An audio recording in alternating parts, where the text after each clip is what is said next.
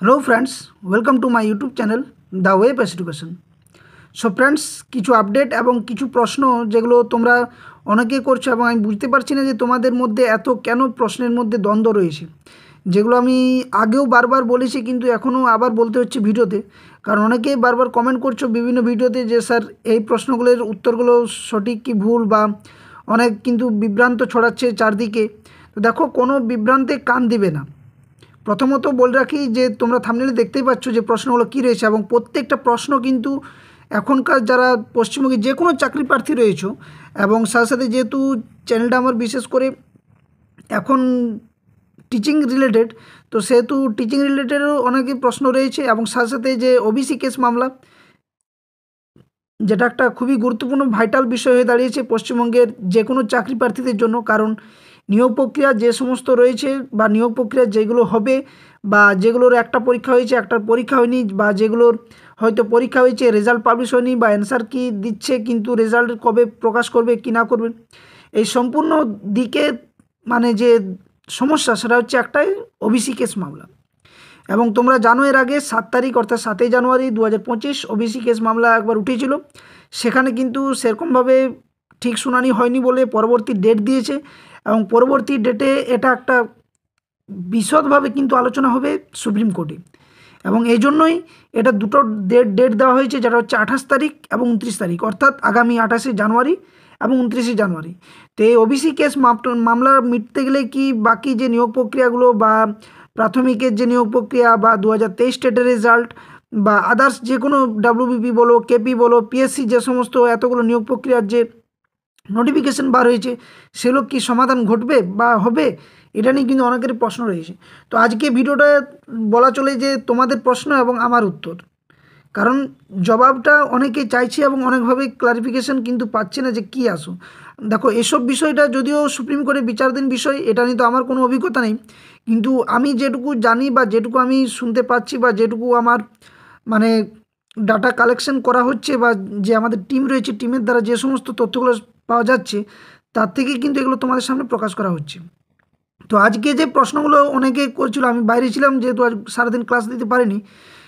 WB TET 2022 interview যে ক্লাসগুলো চলছে তারও ক্লাস দেওয়ার ছিল, এবং যে আগামী যে পিএসসি ক্লার্কশিপ মিসেলেনিয়াস যে হবে তারও কিন্তু ক্লাস এরপর আপডেট পাবে তোমরা চ্যানেলে। তো দিতে পারিনি, বাইরে একটু ছিলাম বলে। তো আজকে যে প্রশ্নগুলো অনেকে করে রেখেছিলে, সেই প্রশ্নগুলোর জবাব দেবো তোমাদের সামনে।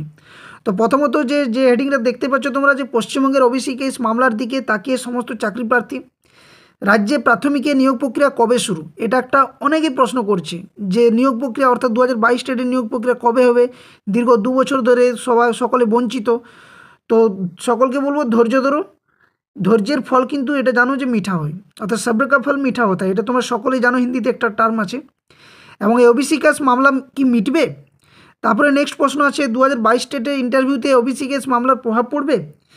আরেকটা যেটা কালকে আমি ভিডিওটা দিয়েছিলাম, কিন্তু আবারও তোমাদেরকে এটা নিয়ে একটু ক্ল্যারিফিকেশন করে দেবো, যেটা হচ্ছে বিএডদের যে ব্রিজ কোর্স নিয়ে যে তথ্যগুলো, অর্থাৎ ব্রিজ কোর্স যে 6 মাসের করতে বলা হয়েছে, সেটার আসল রহস্য কী, তার সম্পূর্ণ তথ্য আমি তোমাদের সামনে শেয়ার করব। এবং 2022 স্টেটের প্রশ্নমূল মামলার প্রভাব কি পড়বে, আরও অনেক কিছু প্রশ্ন রয়েছে যার উত্তর আমি এক এক করে তোমাদের ভিডিওতে দেবো।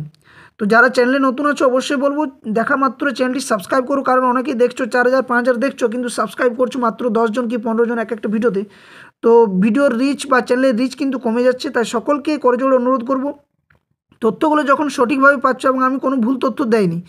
অনেকেই হয়তো একটা বলেছিলে যে এনআরএসদের, আজকে একটা কমেন্ট করেছিল যে এনআরএসদের নিয়ে আপনি বলেছিলেন যে এনআরএসরা প্রাইমারিতে ঢুকতে পারবে না, কিন্তু ঢুকে গেলো। এনআরএসের ব্যাপারটা কেউ যদি জানো না, তাহলে একবার জাজমেন্ট কপিটা দেখে নেবে, আমিও দিয়েছি ভিডিওটা, সেখানেও অবশ্য যদি ভিডিওগুলো দেখো দেখতে পাবে।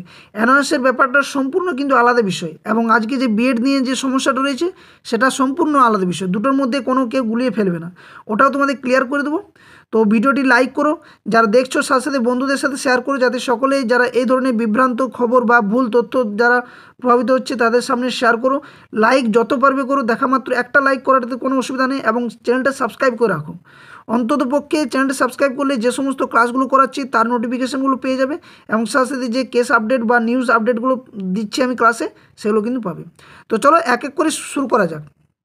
তো প্রথমত বলে রাখি, দেখো যে ওবিসি কেস মামলা, এই ওবিসি কেস মামলা কিন্তু তোমরা জানো যে সুপ্রিম কোর্টে যে লাইভ ল একটা সাইট আছে সেখানে কিন্তু দিয়ে দিয়েছে যে Supreme Court post West Bengal government's appeal challenging the Kolkata high court's decision to cancel OBC classification of 77 communities to January 28 and 29 for final hearing। এই লাইনটা বারবার তোমরা পড়ো যে এখানে কিন্তু যে তথ্যগুলো দেওয়া হয় সেটা কিন্তু সুপ্রিম কোর্টের বিচারে কি ঘটলো কি না ঘটলো তার ছোট্ট ছোট্ট ক্লিপগুলো কিন্তু পোস্ট করে থাকে এই ওয়েবসাইটে, যেটা লাইভ লো বলে একটা ইন্ডিয়া লাইভ লো বলে দেখো ওয়েবসাইটটা আছে, সেখানে কিন্তু এটা করে থাকে। তো এখানে কিন্তু সম্পূর্ণ বলে দেওয়া হয়েছে যে ফাইনাল হিয়ারিং।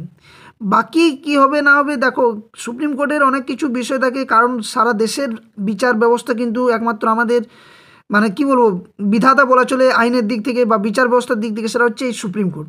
তো সুপ্রিম কোর্টে অনেক রকমের কিন্তু বিচার হয়ে থাকে, বিভিন্ন দিনে নানা রকমের শুনানি হচ্ছে। তো হয়তো কোনো যদি বাই চান্স বা বাই মিস্টেক যদি হয়ে যায় তাহলে কিন্তু হিয়ারিং হয়তো সম্পূর্ণ হলো না, তার জন্য কিন্তু দুটো ডেট দিয়ে দিয়েছে এবং এটা ফাইনাল হিয়ারিং বলে লেখা রয়েছে। তো আশা করা যায় যে ফাইনাল হিয়ারিং কিন্তু 28 তারিখ 29 তারিখ হবে এবং এই হিয়ারিংগুলো হওয়ার পর যদি ফাইনাল হিয়ারিং এটা যদি হয়ে থাকে এবং যদি সম্পূর্ণ শুনানি কমপ্লিট হয় তাহলে কিন্তু যে সমস্ত নিয়োগ প্রক্রিয়াগুলো বাকি রয়েছে বা যেগুলো নোটিফিকেশান বার হচ্ছে বা যেগুলোর হয়তো কোনোটা পরীক্ষা হয়ে গেছে রেজাল্ট পাবলিশ বা কোনোটার হয়তো পরীক্ষা হবে বা কোনোটার হয়তো ইন্টারভিউ,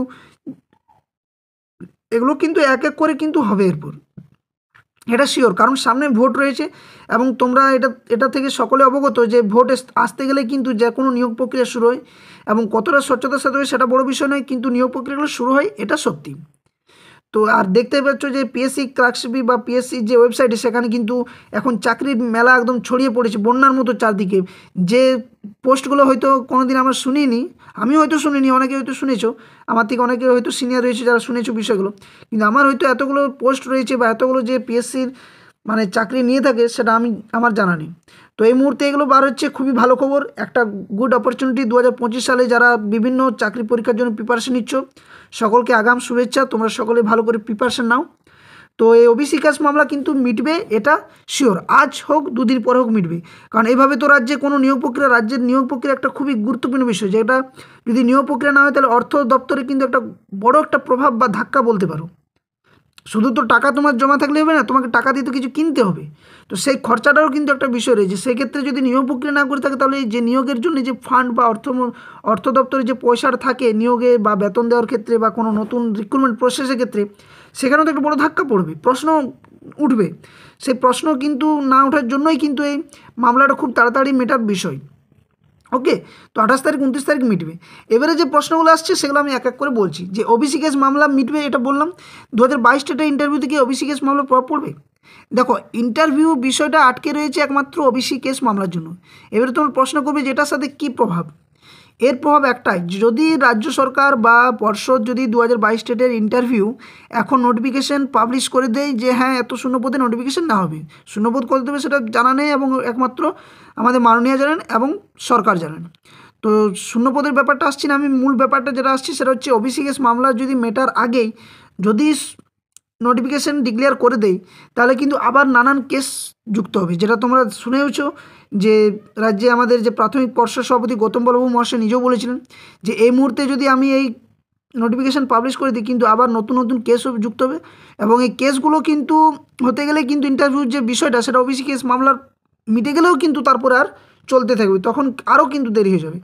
আর এই ওবিসি কেস মামলা মিটতে গেলে কিন্তু আর 2022 ডেটের ক্ষেত্রে কোনো সমস্যা থাকছে না। তো ওবিসি কেস মামলা মিটতে গেলে কিন্তু ইন্টারভিউ নোটিশ খুব দ্রুততার সাথে একদম স্মুথভাবে আসবে।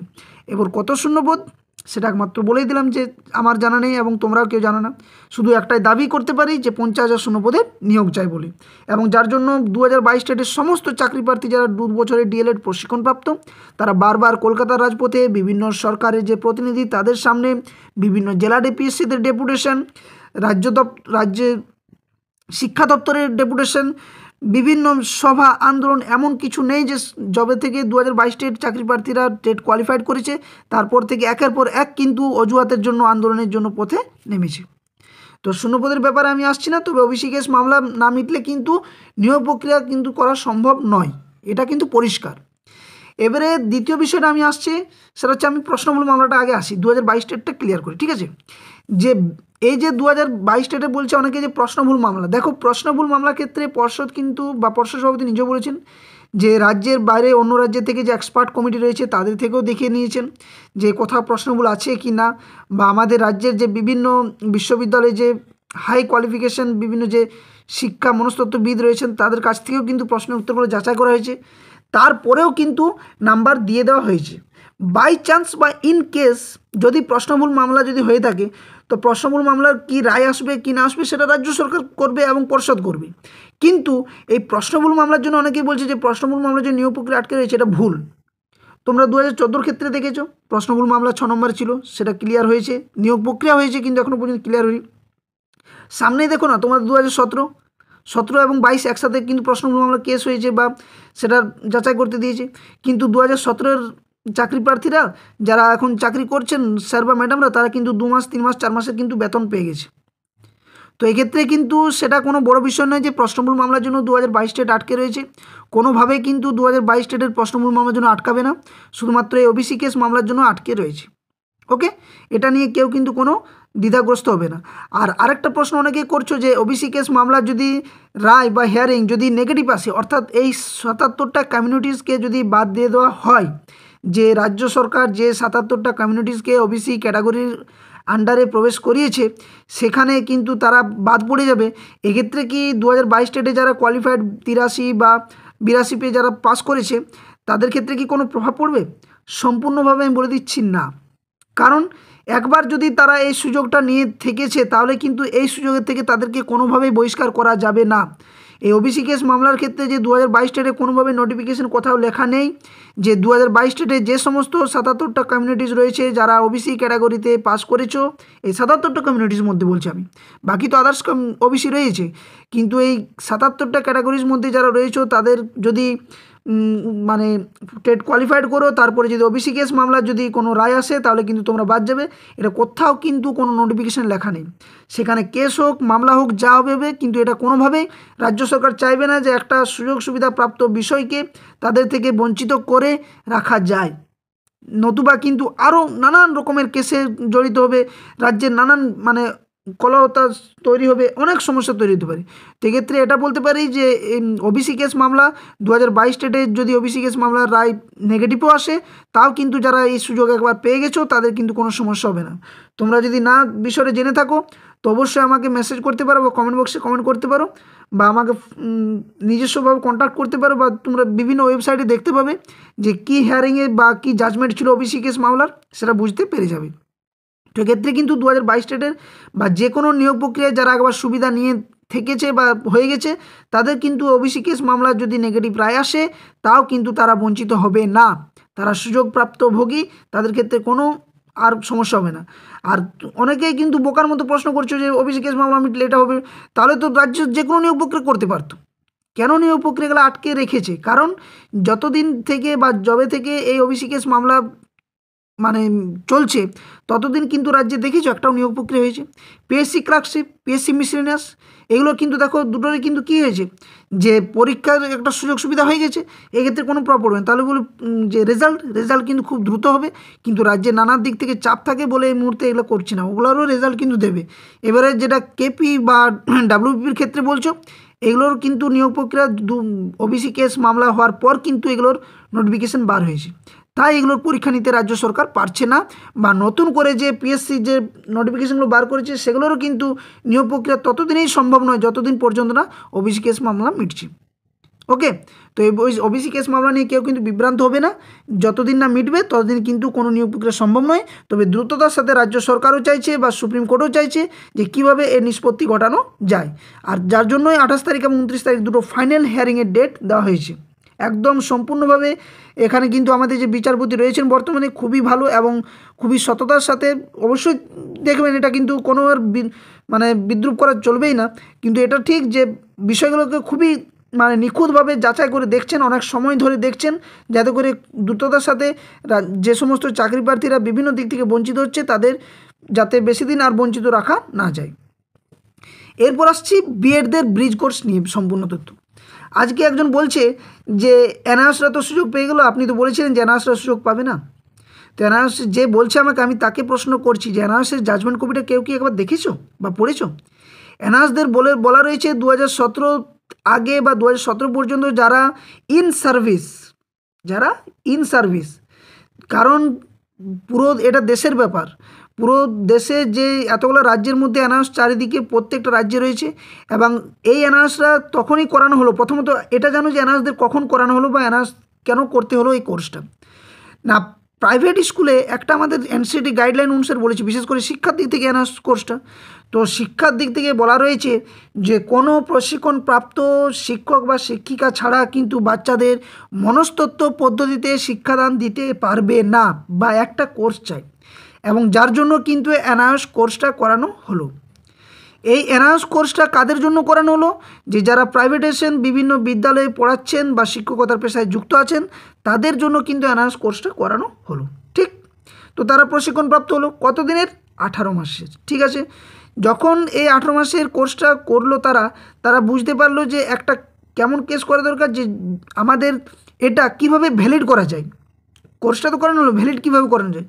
তখন তাদের প্রশ্ন একটা হলো যে আমরা যেহেতু ইন সার্ভিস, কারণ তারা প্রাইভেট বিদ্যালয়ে বিভিন্নভাবে পড়াচ্ছেন, তো যারা ইন সার্ভিস রয়েছেন তাদের ক্ষেত্রে যে একটা মান্যতা, সেটা সুপ্রিম কোর্টে নানানভাবে বা বিভিন্ন রাজ্যের বিভিন্ন হাইকোর্টগুলোতে কিন্তু কেস হয় যে আমাদেরকে প্রাথমিকে সুযোগ সুবিধা দিতে হবে।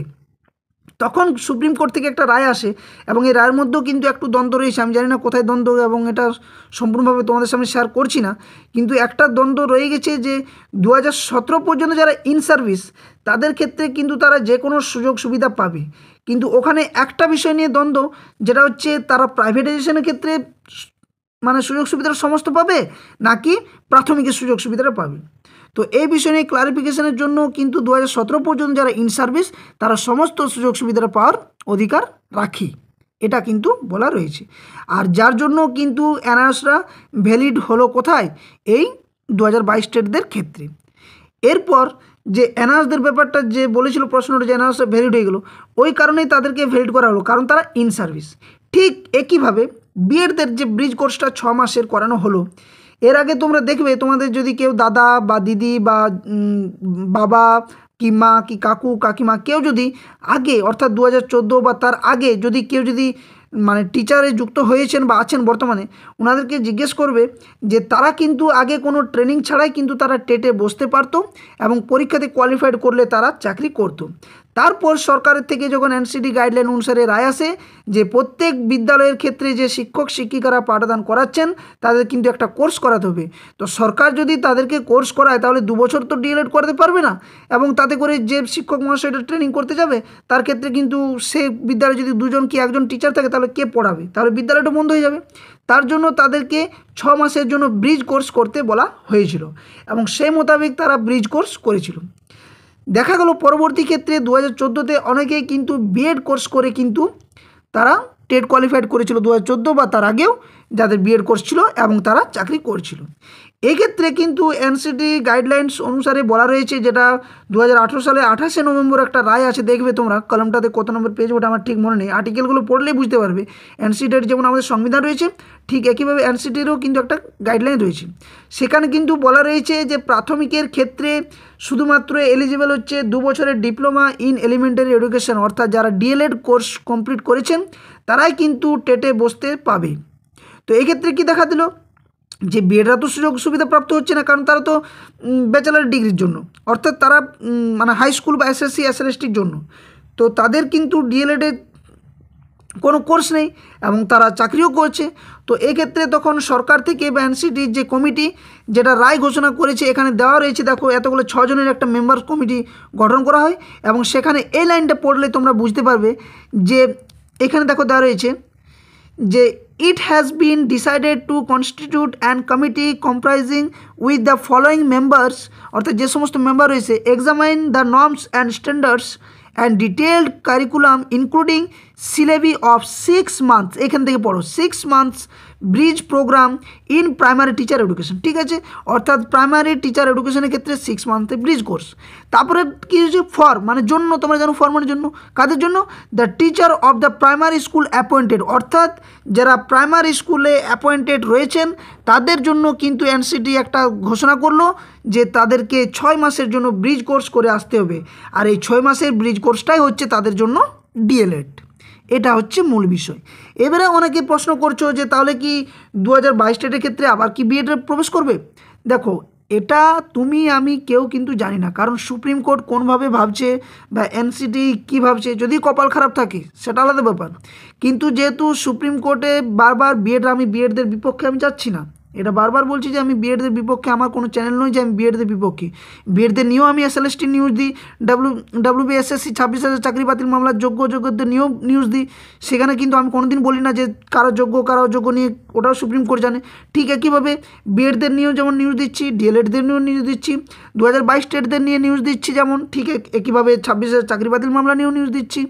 তো এখানে আমি বিএডদের বিপক্ষে যাচ্ছি না, তবে এটা জানো সকলে যে যে সমস্ত ক্যান্ডিডেট রয়েছে 2022 টেট কোয়ালিফাইড, তারা যতবার হাইকোর্ট বা সুপ্রিম কোর্টে গেছে তারা বারবার একটাই ধাক্কা পেয়েছে, এবং বারবার তাদেরকে একটাই কথা বলা হয়েছে যে তাদের আইনজীবীদেরকে, বিএডদের আইনজীবীদেরকে, যে এনসিটি যে গাইডলাইন রয়েছে এনসিটির, সেখানে সম্পূর্ণ দেওয়া রয়েছে যে মানে শুধুমাত্র বা যারা বিএড ক্যান্ডিডেট তারা কিন্তু মানে এই প্রাথমিকের জন্য এলিজিবল নয়, শুধুমাত্র যারা ডিএলএড অর্থাৎ ডিপ্লোমা ইন এলিমেন্টারি এডুকেশনের পূর্ণ প্রশিক্ষণপ্রাপ্ত 2 বছরের তারাই কিন্তু প্রাথমিকের জন্য এলিজিবল। আর 2022 টেটের যখন বিএডদের ফর্ম ফিল আপ করা হয় তখন, এর আগে আমি একটা দিয়েছিলাম তোমাদের নিউজ আপডেট, সেটা আমি পারলে ভিডিও ডেসক্রিপশানে লিঙ্কটা দিয়ে দেবো, সেখানে আমি সম্পূর্ণ বুঝিয়ে দিয়েছি যে কেন বিএডদেরকে পরে বাদ দেওয়া হলো। তাদেরকে যে হয়তো ভুল হয়েছে কি জানি না, সরকার কোনটা ভুল করেছে, বিএডদেরকে প্রথমত ফর্ম ফিল আপ করানো কিন্তু উচিত ছিল না, যেহেতু তারাও প্রিপারেশন নিয়ে পরীক্ষা দিল। তাদেরও এটা কিন্তু খুব খারাপ লাগার বিষয় যে তারা পরীক্ষা দিল, এত ভালোভাবে প্রিপারেশন নিল, 2022 টেট কোয়ালিফাইড করলো এবং তাদেরকে বাদ দেওয়া হলো। কিন্তু কিছুদিন পরে একটা নোটিফিকেশান দিয়েছিল, আমি জানি না কতটা সত্যি বলছি, সেখানে কি উইন্ডো ওপেন করা হয়েছিল যেখানে তাদেরকে তথ্য কিন্তু ঠিক করতে বলা হয়েছিল নাকি, এটা আমার শোনা খবর বা আমি একটা দেখছিলাম, কিন্তু জানি না কতটা সত্য। তো মূল বিষয় হচ্ছে বিএডদের কিন্তু 2022 টেটের ইন্টারভিউতে কিন্তু বসার সুযোগ সুবিধা কিন্তু নেই বললেই চলে, বাকিটা ভবিষ্যৎ বলবে। কারণ এনআরএসদের ক্ষেত্রেও হয়তো, যেহেতু একজন বলছে আমাকে যে আপনি যে বলেছিলেন আবার এনআরএসটা ঢুকলো, তো ঠিক একইভাবে হতেও পারে, কিন্তু আমি এটা বলতে পারি নিশ্চিতভাবে যে এই মুহূর্তে বিএডদের কিন্তু কোনো চান্স নেই 2022 টেটে ইন্টারভিউতে বসার জন্য। ওকে, আর বিএডদের যে ব্রিজ কোর্সের নিয়ে অনেকে বলছে যে ব্রিজ কোর্স 6 মাসের করছে, আমরা তো বিএড করে 2022 টেট কোয়ালিফাইড, তো ডিএলএডও আমরা করছি, তাহলে আমরা 6 মাসের ব্রিজ কোর্স করে আমাদেরকেও 2022 টেটের ইন্টারভিউতে বসার সুযোগ দেওয়া হোক। এটা কিন্তু ভুল। ওরা যারা যে তাদের ব্রিজ কোর্স করতে দেওয়া হচ্ছে তারা কিন্তু ইন সার্ভিস বলতে তারা চাকরি করছেন, তাহলে কি তাদেরকে চাকরি থেকে বরখাস্ত করা হবে না? বা তাদেরকে কি 2 বছরের জন্য ডিএলএড কোর্স করতে বলা হবে? তাহলে পড়াবে এটাকে? যে শিক্ষাদানের জন্য শিক্ষক শিক্ষিকাদের নিয়োগ করা হয়েছে বিএড থাকা সত্ত্বেও সেই মুহূর্তে 2014 বা তার আগে, তো তারা যদি ট্রেনিং করতে 2 বছরের জন্য চলে যায় তাহলে তাদেরকে পড়াবে কে? শিশু শিক্ষার্থীদেরকে পড়াবে কে? এই সমস্যাটা যাতে না তৈরি হয় তার জন্যই কিন্তু এনসিটির যে 6 জনের কমিটি, সেই কমিটির রায় অনুযায়ী এবং সুপ্রিম কোর্টের রায় মোতাবেক এটা ঘোষণা করেছে যে বিএডদের আবার 6 মাসের জন্য ব্রিজ কোর্সে পাঠানো হোক, এবং এটাই তাদের ডিএলএড হিসাবে গণ্য হবে। শুধুমাত্র ইন সার্ভিসদের ক্ষেত্রে এটা বলা হয়েছে। ওকে, তো এটাই ছিল তোমাদের আপডেট। আরও যদি কোনো বিভ্রান্ত থাকে আমি অবশ্যই তোমরা কমেন্ট করে জানাবে যে কোনো যদি ডাউট আছে, কিন্তু এটুকু বলতে পারি যে আশা করছি এই ভিডিওটা দেখার পর কারো কোনো কিচ্ছু ডাউট থাকবে না। আমি সম্পূর্ণ যে প্রশ্নের উত্তরগুলো সেগুলো তোমাদের সামনে শেয়ার করলাম। যদি ভিডিওটি ভালো লেগে থাকে এবং কিছুটাও যদি স্বস্তি পেয়ে থাকো তাহলে অবশ্যই কিন্তু চ্যানেলটি সাবস্ক্রাইব করো, বেল নোটিফিকেশন অন করে অনুরোধ করব, কারণ একটাই, সাবস্ক্রাইব করলে আমার যেমন মোটিভেশন বাড়বে, চ্যানেলটাও রিচ বাড়বে, চ্যানেলটাও তাড়াতাড়ি গ্রো হবে, এবং সাথে সাথে লাইক ও বন্ধুর সাথে শেয়ার করো যারা এই ধরনের সমস্যার সম্মুখীন হয়েছে বা তথ্যগুলো জানে না বা বোকার মতো ভাবে যারা বলছে। অনেকে হয়তো জানার চেষ্টাও করেনি, তো তাদেরকে হয়তো শেয়ার করে দাও যারা বন্ধুবান্ধব রয়েছে তোমাদের, আর লাইক অবশ্যই করবে, সাবস্ক্রাইব অবশ্যই করো। তো নেক্সট আবার কোনো একটা ভিডিও নিয়ে ফিরে আসবো, ততক্ষণের জন্য ধন্যবাদ। জয় হিন্দ, সকলে সুস্থ থাকো, ভালো থাকো, এবং ইন্টারভিউর জন্য প্রস্তুতি যারা নিচ্ছ তারা অবশ্যই বলবো তাদের জন্য একটা গুরুত্বপূর্ণ আপডেট, যে এখনও পর্যন্ত যারা টেলিগ্রাম চ্যানেলে যুক্ত হওনি প্রথমে টেলিগ্রাম চ্যানেলে যুক্ত হবে। সেখানে আমি যে ইউটিউব চ্যানেলে ক্লাসগুলো করিয়ে থাকি অর্থাৎ WB টেট ইন্টারভিউর জন্য, তার ক্লাসের পিডিএফগুলো সম্পূর্ণ ফ্রি অফ কস্ট তোমরা টেলিগ্রাম চ্যানেলে পেয়ে যাবে, এবং সাথে সাথে দ্য ওয়েব এডুকেশনের চ্যানেলের তত্ত্বাবধানে 3টা পিডিএফ ফাইল এখনও পর্যন্ত বানানো হয়েছে যেগুলো বাই করতে হবে। একটা হচ্ছে ভাইবা, যেগুলো 2017 ইন্টারভিউতে করা প্রশ্ন এবং তার অনুকরণের প্রশ্ন, এবং বিভিন্ন টপিক ওয়াইজ যেমন নিপুণ ভারত মিশন রয়েছে, বিভিন্ন শিক্ষা কমিশন রয়েছে, প্রাক প্রাথমিক থেকে ক্লাস 5 পর্যন্ত যে পশ্চিমবঙ্গ সরকারের প্রদত্ত যে বইগুলো রয়েছে সেই বইয়ের সম্পূর্ণ তথ্য, পড়া, লেখক পরিচিতি, ডিটেলস দেওয়া রয়েছে এবং খুবই হেল্পফুল বই, অনেকেই ক্রয় করে ফেলেছে। ডিটেলস জানার জন্য অবশ্যই টেলিগ্রাম চ্যানেলে যুক্ত হতে পারো, আর সাথে সাথে এই হোয়াটসঅ্যাপ নাম্বারে মেসেজ করলে কিন্তু বইটা পাবেন। দ্বিতীয় আরেকটা বই হচ্ছে আমাদের পশ্চিমবঙ্গ আমার জেলা। এই পিডিএফ বইটা হচ্ছে পশ্চিমবঙ্গের ভূগোল এবং সাথে সাথে কারেন্ট যে মন্ত্রিসভা রয়েছে তার তথ্য এবং 23টি জেলার একদম নিখুঁত তথ্য, যেখানে বিভিন্ন পর্যটনস্থল, বিখ্যাত বিখ্যাত ব্যক্তি, তারপরে প্রশাসনিক ব্যবস্থাটা কেমন রয়েছে, কতগুলো জেলা রয়েছে, কতগুলো ব্লক রয়েছে, থানা, ইন ডিটেলস এখানে তথ্য দেওয়া রয়েছে। আর তৃতীয়টা যেটা খুবই এটা কিন্তু ইউটিউবের আমার মনে হচ্ছে প্রথম, আমি হয়তো দেখিনি এগুলো, যেটাতে 2017 ইন্টারভিউতে কী ধরনের ডেমো ক্লাস, এই ডেমো দিতে বলা হয়েছিল, সেখান থেকে এটা শুধুমাত্র প্রথম এবং দ্বিতীয় শ্রেণীর বইয়ের থেকে এখন করানো হয়েছে একটা কম্বাইন্ড। পরবর্তী ক্ষেত্রে নেক্সট 3, 4, 5 আলাদা আলাদাভাবে কিন্তু বানানো হচ্ছে। এই বইটা হচ্ছে এমন বই যেখানে 2017তে যারা ইন্টারভিউ দিয়েছে তাদেরকে যে ধরনের ডেমো দিতে বলা হয়েছিল বা তারা যেভাবে ডেমো দিয়েছিল তার সম্পূর্ণ ব্যাখ্যা সহকারে একদম সহজ সাবলীল ভাষাতে, সহজ ভাষাতে কম সময়ের মধ্যে তুমি কিভাবে ডেমো দিতে পারবে সেই জন্য এটা বানানো হয়েছে। একদম ক্লাস যেমন করাও ঠিক নাটকের ভঙ্গিতে কিন্তু করানো রয়েছে। আর এই প্রত্যেকটা পিডিএফ কিন্তু বানানোর পেছনে তাদের হাত রয়েছে যারা 2017তে ইন্টারভিউতে কোয়ালিফাইড করে চাকরি করছে। প্রায় 500+ টিচার্স, ম্যাম এবং স্যারদের থেকে আলোচনা করার পর এই প্রত্যেকটা পিডিএফ বানানো হয়েছে। তো বুঝতে পারছো কতটা হেল্পফুল। এবং যারা ভাবছো যে নিজের জেলা সম্পর্কে শুধু জানলে হবে না, রবীন্দ্রনাথ ঠাকুর কিন্তু কারো জেলা নাও হতে পারে, কিন্তু রবীন্দ্রনাথ ঠাকুর নিয়ে কি প্রশ্ন করবে না? অবশ্যই করবে। তাই প্রত্যেকটা পিডিএফ ফাইল কিন্তু বাই করো। এবং এই 3টে পিডিএফ ফাইলের কিন্তু অফার ছিল 10 তারিখ পর্যন্ত, কিন্তু আমি সকলকে বলবো এই অফারটা ততদিন থাকবে, সেটা হচ্ছে 26শে জানুয়ারি পর্যন্ত, প্রজাতন্ত্র দিবস পর্যন্ত এই অফার। যদি 3টা বই একসাথে ক্রয় করো তাহলে এটার দাম হচ্ছে 150 টাকা, এটার দাম 180 ছিল, কিন্তু এটার দাম এখন 200 টাকা, এবং এটার দাম 250 রয়েছে, এটার দামও টোটাল যদি যোগ করি তাহলে 600 টাকা হচ্ছে। তার মধ্যে 550 টাকায় তোমরা 26 জানুয়ারি পর্যন্ত পেয়ে যাবে। আর এই পিডিএফগুলো বাই করার জন্য অবশ্যই এই নাম্বারে হোয়াটসঅ্যাপ করতে পারো, সেখানে কিউআর কোড আমি দিয়ে দেবো, সঙ্গে সঙ্গে 5 সেকেন্ডের মধ্যে তোমরা পিডিএফগুলো পেয়ে যাবে। আর অনেক হেল্পফুল, প্রায় 1000 স্টুডেন্ট কিন্তু বাই করে ফেলেছে। আজ না হোক 2 দিন পরে ইন্টারভিউ হবেই, কিন্তু প্রিপারেশন জোর কদমে চালিয়ে যাও, নতুবা হয়তো ইন্টারভিউ তুমি দিলে হয়তো কিছু একটু খটকা লাগলো বা খারাপ হলো, তখন সারা জীবন বলবে যে একটা অপরচুনিটি পেয়েছিলাম অনেক কষ্টে, সেটাও কিন্তু ভালোভাবে ফুলফিল করতে পারলাম না। তাই এখন থেকে নলেজ বুস্ট করার জন্য পিডিএফগুলো বাই করে রাখো। আর যে ইউটিউব চ্যানেলে ক্লাসগুলো করাচ্ছি তার পিডিএফগুলো সম্পূর্ণ ফ্রি অফ কস্ট তোমরা টেলিগ্রাম চ্যানেলে পাবে, এটাও কিন্তু তোমাদের জন্য আমি সম্পূর্ণ ফ্রিতে প্রোভাইড করছি। তো এটাই আপডেট তোমাদের সামনে দিয়ে দিলাম। যদি ভালো লাগে ভিডিওটি লাইক, শেয়ার এবং চ্যানেলে নতুন হয়ে থাকলে সাবস্ক্রাইব করে বেল নোটিফিকেশনটি অন করতে কেউ ভুলো না। ধন্যবাদ, জয় হিন্দ।